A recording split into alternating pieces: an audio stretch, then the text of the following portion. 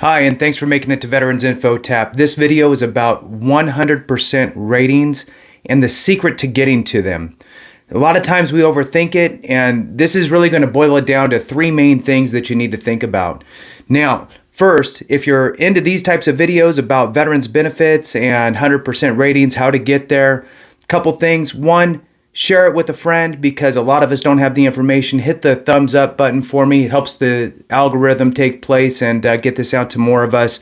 Sadly, it's probably about 27% of veterans are actually accessing these benefits. So make sure you do that for me. Hit that like button, and let's go ahead and get right into it. When it comes to 100% ratings with the VA, every rating counts. You're going to see a lot of videos out there that talk about, focusing on your high value claims, your 30%, 40%, 70% type claims. Obviously, you're going to go after those. But don't forget the 10s and 20s as well, because in some cases, you may get right to the edge and you may need that. I've seen many people fall into that situation. There's a lot of folks to where their true VA rating will take them up to a 92, a 93, a 94%, and then the VA rounds them down to the 90. So if you had a couple extra 10s, you would have pushed up to 95 and rolled to that 100. So super important to look at every single condition that you could possibly file for and make sure that you get that in on your claim.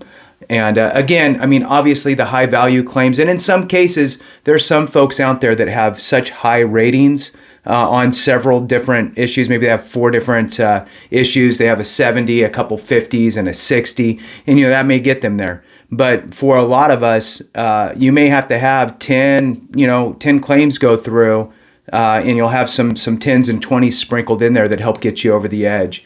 The other thing is really maximizing the amount of the award that you get. So in other words, what I see a lot of times happen is veterans, all of us, will go in blindly to what we call the C&P exam.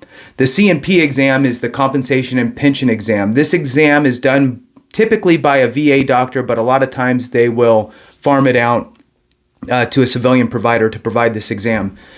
Most of the time, they're not trying to diagnose you. You've already proven you have the condition, the diagnosis. So what they're trying to do in those exams is figure out where you fall in the rating schedule.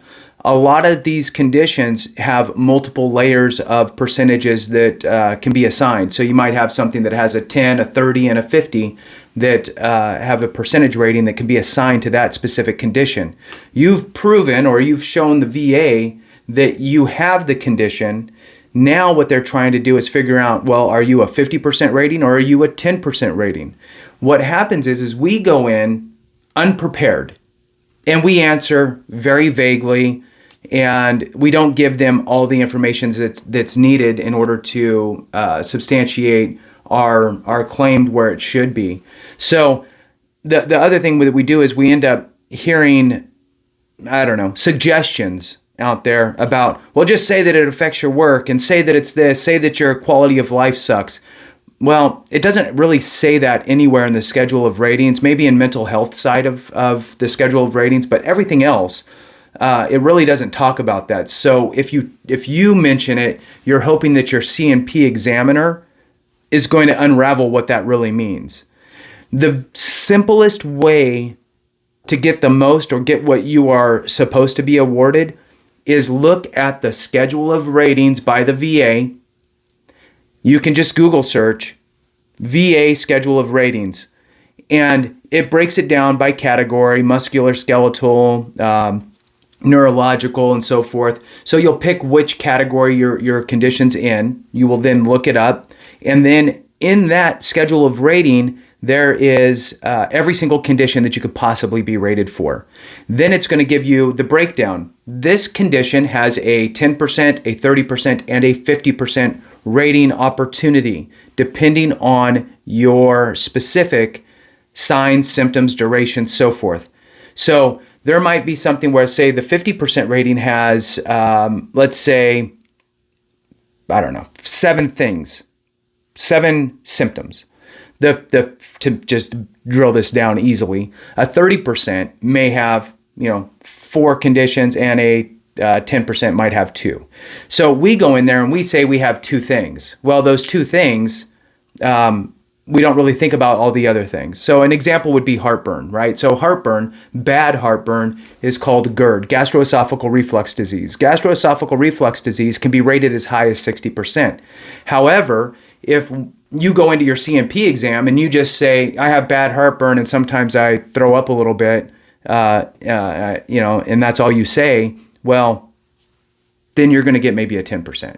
Now, if you say all of your signs and symptoms, obviously if you have them, I have some substernal pain, I have pain that shoots into my shoulder, I have regurgitation, I vomit sometimes, I have bad heartburn, I have difficulty swallowing. You start naming all of those symptoms, now you have a possibility of getting a 30 or potentially a 60, depending on where you fall as far as the different criteria are concerned for those specific ratings.